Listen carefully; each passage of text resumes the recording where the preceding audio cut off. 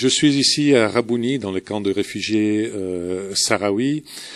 pour 2 jours de formation avec des représentants des organisations de défense et de promotion des droits de l'homme au Sahara occidental,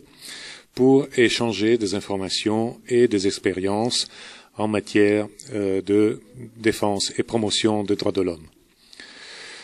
2018 est le 20e anniversaire de l'adoption par l'Assemblée générale des Nations unies de la Déclaration sur les défenseurs des droits de l'homme. Et les défenseurs des droits de l'homme sahraouis au Sahara occidental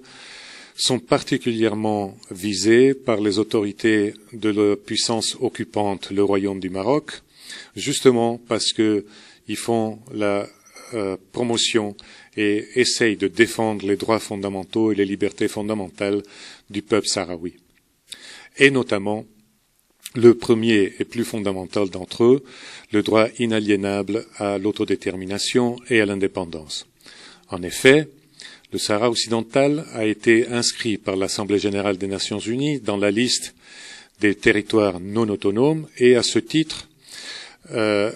exigible de l'application de la résolution 1514 de l'Assemblée générale portant sur l'octroi de l'indépendance aux territoires et peuples coloniaux.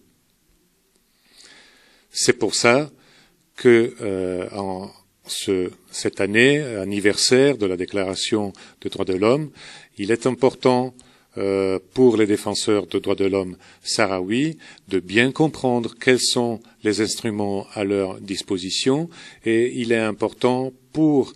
les mécanismes et les procédures, notamment des Nations unies en matière de droits de l'homme, de comprendre exactement quelle est la situation au Sahara occidental, c'est-à-dire quel est le statut légal et quelles sont les difficultés concrètes, quotidiennes des défenseurs des droits de l'homme sahraouis au Sahara occidental.